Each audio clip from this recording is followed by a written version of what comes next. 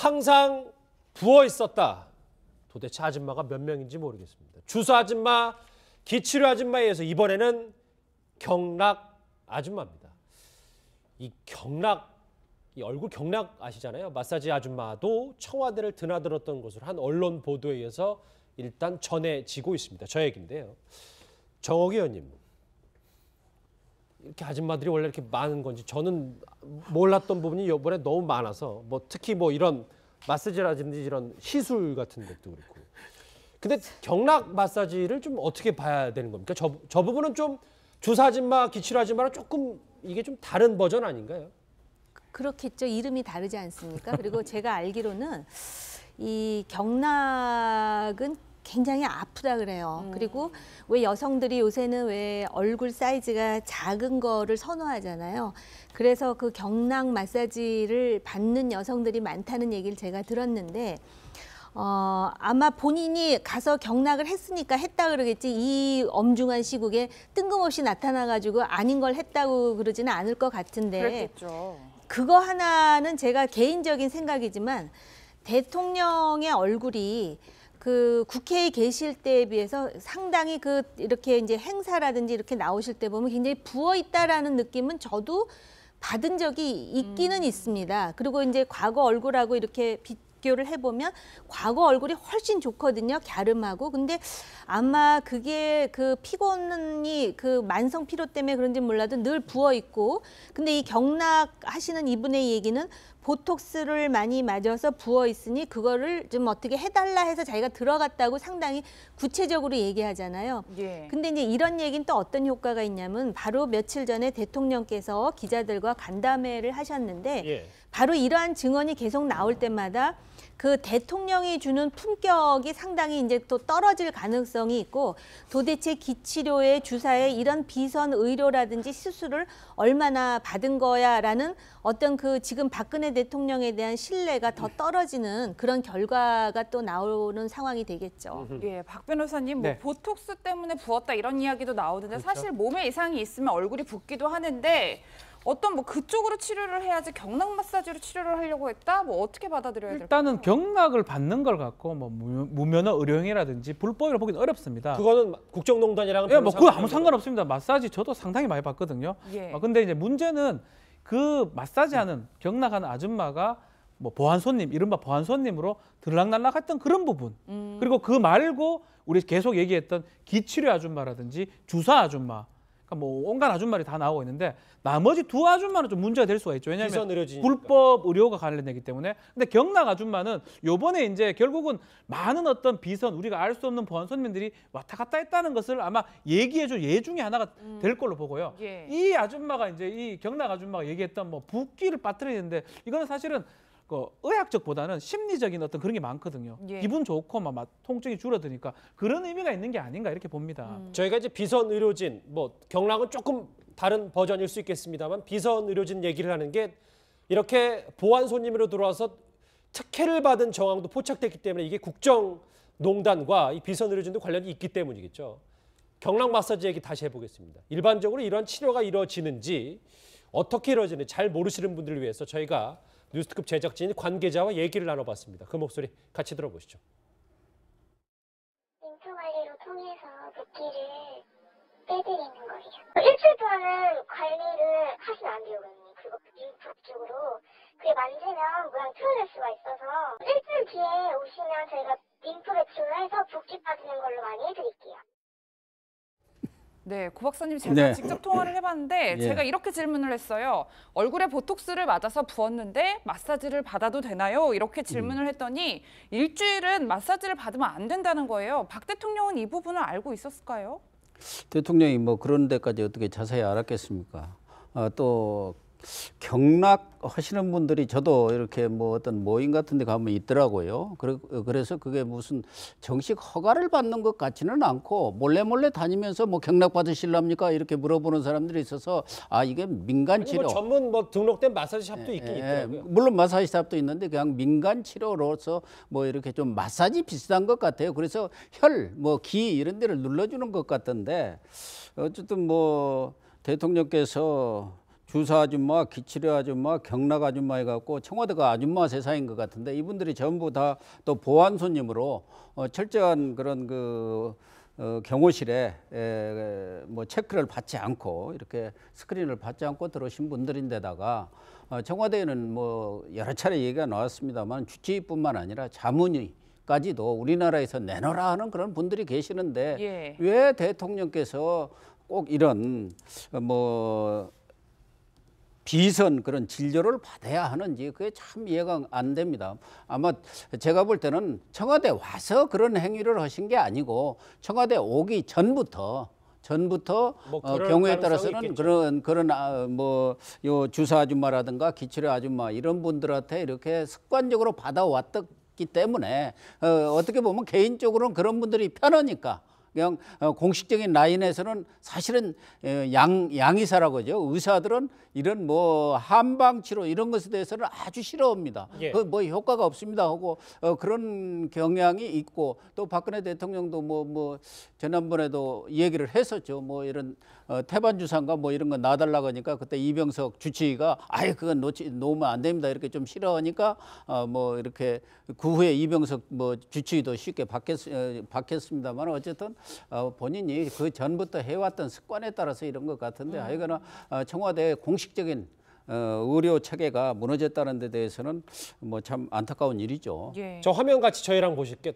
저게 작년 8월과 9월, 그러니까 8월 러시아 순방 전에 이 보도에 따르면 저 경락 아줌마가 저 때 당시 이제 대통령을 마사지했다는 거예요. 그 이후에 얼굴을 한번 보고 있는데 뭐 제가 마사지 전문가 아니기 때문에 분석은 하지 않겠고 저 화면을 한번 준비를 해봤어요. 민영 선생님. 예. 감동을 전하는 각종 아줌마들 이 본질을 우리가 뭐로 봐야 될까요? 그러니까 대통령이 결국에 공사를 구분 못 하시는 거죠. 그러니까 쭉 해왔던 대로 해오셨더라도 당대표 시절에 또 대통령 후보까지는 그렇게 됐더라도 당선인 이후로 또 대통령 취임 이후로는 그런 모든 부분들이 공식화돼야 된다는 거죠. 그리고 설사 저렇게 대통령께서 그 민간치료요법이 갖다가 편하게 하더라도 그것을 갖다가 공개적으로 이런 부분은 이렇게 할 수 있다. 우리가 한방이든 양방이든 또 공동치료도 많이 하지 않습니까? 그러면은 그것을 청와대 의료체계하고 공개적으로 논의를 해가지고 이런 부분은 내가 이렇게 받을 테니까 그 합동 뭐 치료를 한다든지 이렇게 해야 되는 거 아니에요? 아니 우리가 상식적으로 얼굴이 붓는다고 그러면은 기본적으로 무슨 뭐 콩팥 은이말은 신장이 안 좋다든지 무슨 그 해독하는 뭐 간 기능이 안 좋다 그러면 붓는 거 아니에요? 예. 그걸 갖다가 처리하는 방법이 증상을 치료하는 방법이 있고 그렇죠. 의사 선생님들이 원인을 제공하는 원인 치료 방법이 있잖아요. 우리가 눈이 안 보이면 눈을 보이게 안경을 쓰게 하는 방법이 있지만은 실질적으로 어디가 안 좋아서 시신경이 안 좋아서 하는지 수술하는 방법이 있잖아요. 그 투자가 더 근본적인 그것 실질이잖아요. 근본적인 걸 이걸 갖다가 의료 체계하고 대한민국에 내놓으라 하는 주치의 의사 선생님들하고 수십 명이 달라붙어서 해야 되는 거 아니에요. 이걸 갖다가 민간 치료한테 맡겼다. 그렇게 해서 만약에 하나라도 무슨 사고가 나서 잘못 어떻게 건드려서 대통령이 위해가 있었으면 우리가 어떻게 할 거야 국가 안보를. 그래서 정말 위험천만한 일을 아무렇지도 않은 것처럼 대통령과 최순실 씨는 해왔다는 거예요. 이 경락 아줌마를 통해서 본질을 민영 선생에게 짚어주셨는데 그런데 1월 1일에 박근혜 대통령은 신전 간담회에서 기자들 앞에서 이렇게 얘기했습니다. 같이 들어보시죠.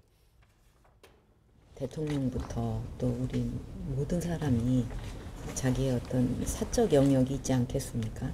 또 자기가 어디가 아플 수도 있고 뭐 또 그러다가 이제 여기저기 뭐 이렇게 좋은 그 약이 있다 그러면 또 할 수도 있고 순방하고 그럴 때는 시차를 좀 적응을 못하면서 또 일정이 굉장히 빡빡하기 때문에 나중에 굉장히 이제 힘들 때가 있어요. 그러면 뭐 또 피곤하니까 또 다음 날 또 일찍 일을 해야 되니까 그 피로를 회복할 수 있는 영양 주사도 맞을 수 있는 건데. 네, 실제로 이 경락 아줌마도 뭐 증언에 의하면 박 대통령이 이제 순방 가기 전에 자기가 들어가서 마사지를 했다는 건데 의정 활동하실 때 정치인들이 이렇게 해외 유명 인사 만나기 전에 뭐 마사지를 받거나 보톡스를 맞거나 이런 걸 하나요? 저는 안 했고요. 예. 그다음에 이런 경우는 있어요. 이제 국회가 이렇게 회기가 있으면 예. 회기가 비는 때 있지 않습니까? 그리고 다시 회기가 시작될 때 얼굴이 바뀌어서 오는 여성 의원이 있었던 건 솔직히 사실입니다. 그런데 저 경락과 관련해 가지고는 제가 지금 보도를 읽은 거에 의하면 그 흥미로운 것이 그 경락 아줌마가 박 대통령뿐만 아니라 그 이전에 뭐 영부인들도 해줬다 그러지 않았나요? 그랬죠. 네, 뭐 그 그러니까는 얘기가 있었습니다. 그런 관점에서 이제 비선을 봐야 될 것 같고, 대통령이 이제 시차 적응 뭐 이런 것 때문에 그 근무 시간이 끝난 다음에 하는 걸 가지고 뭐라 그럴 수는 없겠죠. 단지 이제 비선 활동이 너무 많다 보니까 이제 이것도 하나의 그 관심거리로서 우리가 지금 이야기를 하고 있는 건데, 한 가지 분명한 거는 대통령께서 이제 해외 순방을 하시기 전에 준비 때문에 상당히 많은 그 시간에 어떤 공적인 스케줄이 없었던 거는 제가 기억을 해요. 그리고 갔다 오신 다음에도 또 상당 기간 동안 그 어떤 그 여독이랄까 그것 때문인지는 모르겠지만은 상당히 그 일정이 비어 있었다라는 생각이 드는 것이, 그 이전에 이명박 정부 때는 계속해서 순방 갔다 오자마자 또 새벽에 와가지고 뭐 업무를 하고 뭐 이런 것들이 이제 보도를 통해서 나오긴 했었거든요. 예. 그런 차이는 있는데, 아마 이제 그 일정이 사실은 굉장히 그 빡빡한 것은 맞습니다. 그렇기 때문에 그런 일정을 맞추기 위해서 이런 그 시술 내지는 어떤 그 요법을 좀 그 활용하신 것 같다라는 생각은 드네요. 자, 그럼 이 상황에 중요한 겁니다. 원래 주사 아줌마는 뭐 최순실 씨, 기치료 아줌마도 최순실 씨와 연관이 있었다고 하는데, 경락 마사지 하시는 이분 박 씨는 별로 최순실 씨와 관련이 없나 봐요. 본인은 그렇게 얘기합니다. 본인은 최순실 사태 이후로는 청와대에 가지 않았고요. 그리고 최순실 자체를 모른다라고 일단은 얘기를 하고 있는 상황인데, 글쎄요, 대통령이 어떻게 경락 마사지 아줌마를 알고 불렀을까요?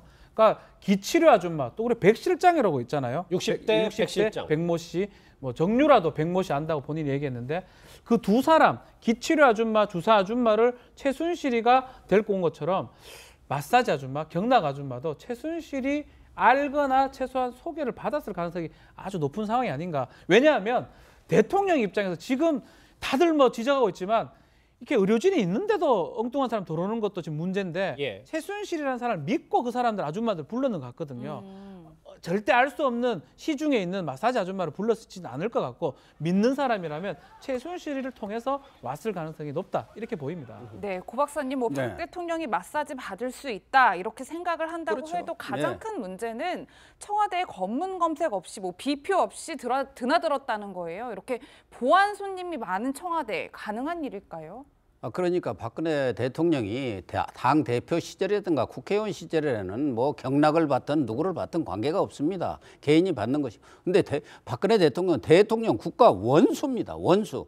그렇기 때문에 저희들이 무슨 광복절 경축식에만 가더라도 그 몇천 명 오는데도 불구하고 뭐 사전에 뭐 주민등록 번호 다 대고 또 인적사항 되면은 거기에 대해서 다 사전 검색을 하고, 또 들어갈 때도 아주 철저히 검색을 하지 않습니까? 저 정도 되면은 보안 그런데 손님이 더 많은 거 아니에요? 보안 손님이야말로 가서 바로 박근혜 대통령을 만나고 박근혜 대통령의 몸에 손을 대는 사람들입니다. 그렇다고 한다면은 정말 경호실에서 이런 분들에 대해서는 정말 철저하게 검증이 이루어지고 스크린이 이루어져야 하는데, 과연 이런 부분, 이런 보안 손님, 낮 손님도 있고 또 밤 손님도 있다는데, 이런 분들에 대해서 과연 경호실에서 어떠한 그 조치 내지는 어떤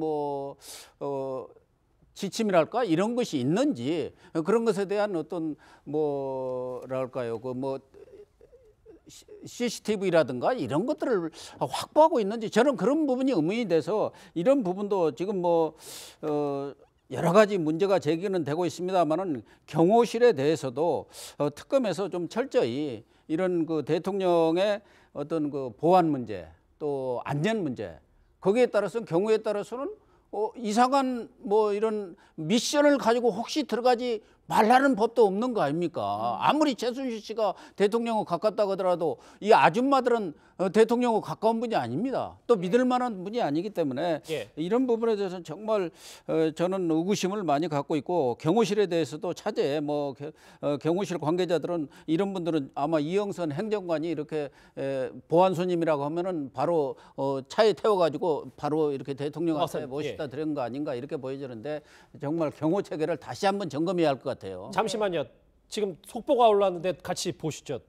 경락 아줌마 얘기하고 있는데 저것도 좀 놀랐습니다. 최순실 씨가 본인이 특검에 불출석 사유서를 제출했는데, 그게 정신적 충격입니다. 정신적 충격, 공황장애랑 뭐 별다른 건 달리는 건 없어 보이는데 저 멘트가 좀 더 센 거 아닌가요? 그렇죠. 정치적 충격 아마 정유라의 체포 소식을 아마 얘기하는 것 같습니다. 아하. 계속적으로 지금 불출석한다고 하는데 불출석 사유서를 그 국회에 내는 양식을 또 그 배운 그대로 특검에 지금 낸 걸로 보입니다. 근데 사실은 지금 최순실은 지금 구속이 돼 있어요. 예. 서울구치소에. 그러니까 또다시 강제 구인을 하는 게 의미가 있냐 없냐 이 부분도 문제되는데 실제로는 뭐 체포는 가능한데 또 나가더라도 입 꼭 다물고 있으면 묵비권이기 때문에 뭐든 얻어낼 수가 없습니다. 이 상황에서 특검이 상당히 어려운 상황이 맞는데요. 이제 문제는 이 경우라면 법원에서 만약에 재판하는데 입을 꼭 다물고 있으면 형이 엄청 높아집니다, 판사가. 그래서 거기서는 입 꼭 다물고 있으면 안 되고 막 얘기를 해야 됩니다. 그래서 저번에도 한번 그렇죠. 준비기일에도 그렇게 한 거 아니에요? 간 거죠. 그렇기 때문에 특검이 밀고 당기기를 해야 됩니다. 지금 상황이면. 지금 어떻게 보면 법원 가서는 얘기를 하지만 검찰 가서는 얘기를 하지 않기 때문에 그렇다고 강제 구인한다 해가지고 가더라도 입 꼭 다물고 있으면 얻어낼 수가 없기 때문에 뭐 정유라 얘기를 한다든지 손자 얘기를 한다든지 예. 아니면 이게 자기가 가서 좀 득될 게 있다 그러면 가서 얘기를 하는 거거든요. 지금은 득될 게 없으니까 난 법원에서만 얘기하겠다. 이런 취지이기 때문에 특검도 노선을 조금 잘 바꿔야 될 상황이 아닌가 이렇게 봅니다. 여러 속보가 있는데 다시 한번 볼게요. 최순실 씨가 정신적 충격을 이유로 아까 말씀하셨던 뭐 정유라 씨 딸 얘기일 수도 있겠지만 특검에 불출석 사유서를 제출했습니다. 조사 불응 시의 강제 구인도 특검이 적극 검토하고 있는데 정호성 전 비서관, 안종범 전 수석은 특검에 출석을 했습니다. 그리고 최순실 씨의 조카 장시호 씨는 특검에 재소환됐습니다. 예, 지금 최순실 씨가 그런데 뭐 보도에 의하면 이경재 변호사한테는 어느 정도 신경을 터놓고 그렇죠. 있는 것 같은데 그렇다면 뭐 재소환에 불응하라 이경재 변호사가 어느 정도 코치를 했다고 볼 수 있을까요? 일단은 가서 득될 게 없다고 본 것 같아요. 최순실 입장에서는. 그리고 이제 약간은 포기했다고도 보이고요. 자신의 어떤 변론하는 부분을 포기했다 보이고 법원에 가서 대응을 하겠다라는 게 아마 전략으로 봅니다. 얘기를 한다든지 뭘 하게 되면 지금 혐의를 전원 다 부인을 해버렸습니다. 법정에서. 그랬죠. 그거를 만약에 특검에서 증거를 갖고 와가지고 대조하면서 만약에 질문을 한다 그러면 그거를 이겨내기는 어렵다고 판단한 게 아닌가. 그렇기 때문에 특검에서 원하는 거는 최순실의 자백보다는 대통령의 혐의 부분을 원하는 거거든요. 뇌물 부분이라든지 예. 다른 그거를 위해서 최순실도 두 가지 지위입니다. 본인도 피고인 지위에 있지만 남에 대해서는 참고인 역할을 하기 때문에 특검도 조금 상황에 대해서 보고 필요하다면 밀당을 해서 데리고 와가 조사하는 방법도 필요한데 그렇지만 일단은 오라는데 안 오는 경우는 저 처음 봤어요. 통상 구속돼 있으면 정말 걸을 수만 있으면 가 조사 받습니다. 예. 근데 우리 국민 모든 사람이 구속되는 사람인데 검사가 구속된 사람 불렀는데 안 오는 경우 정신적 충격이라고요. 처음 봤을 것 같은데 특검도 아마 지금 당황스러운 그런 상황이 아닌가 이렇게 보입니다. 경락 아줌마 얘기를 좀 해봤고 최순실 씨가 정신적 충격으로 특검에 불출석 사유서를 제출했다는 속보까지 짚어봤습니다.